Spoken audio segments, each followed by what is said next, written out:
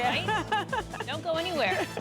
The government shutdown avoided with a new budget bill, and tension continues with North Korea. NKU political science professor Dr. Ryan Salzman here to break down what's happening right now in Washington. Good morning. Morning. Okay, so you and I were talking last night, then we wake up, overnight a budget deal was reached.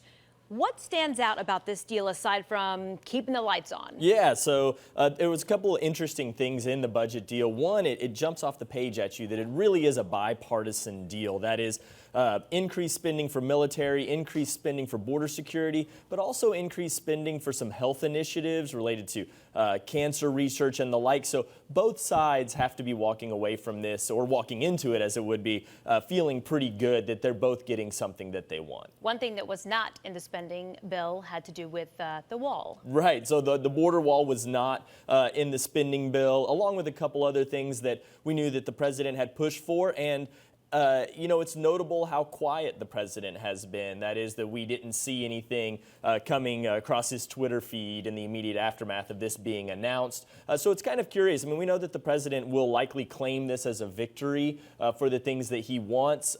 This president, more than most, likes to claim victory and really kind of dismiss anything that could be perceived as a failure. But I think that he got a lot of things in this, and so it is surprising that he's not really coming out, and maybe that does have to do with the border wall and there not being more explicit funds for that.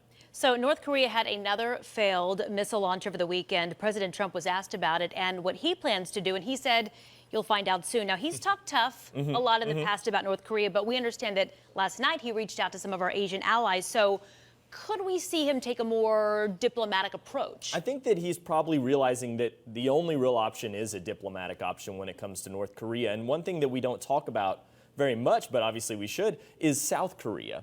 That is, if we were to launch something into North Korea, take that military approach, there's a high likelihood that North Korea just sends troops across the border into South Korea, and now we're mired in this traditional warfare with tanks and soldiers and the like. So this isn't the same thing as, say, in Afghanistan or Syria even, where we're able to drop bombs in without there being some kind of traditional war resulting from it. So the diplomatic approach, I think you're right. I think that's exactly what we're seeing with the president and the administration right now. Now, something you learned over the weekend, too, when it comes to these failed missile launches, the United States could have something to do with that. Yeah, so the prevailing wisdom right now is that we are attacking countries like North Korea in terms of cyber attacks. So we hear a lot about cyber attacks in the United States, but the repeated failed missile tests and the things that I've read have said that there really isn't a good reason for these missile tests to fail, except that we are attacking them through that cyber direction. So maybe this is a good sign for us. But again,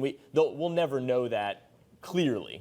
Now, a lot of people may be hearing about China, North Korea. Where do they fall into place? What is their role? Because we've got President Trump talking to China's president. How do they fit into our relationship with North Korea? One of the really tempting things when it comes to a lot of this discussion of China and North Korea is to say, well, China's a dictatorship and North Korea is a dictatorship, so they're buddies. But like so many things, you just have to follow the money, right? And China is North Korea's essentially their only trading partner. 90% of food and energy products into North Korea come from China.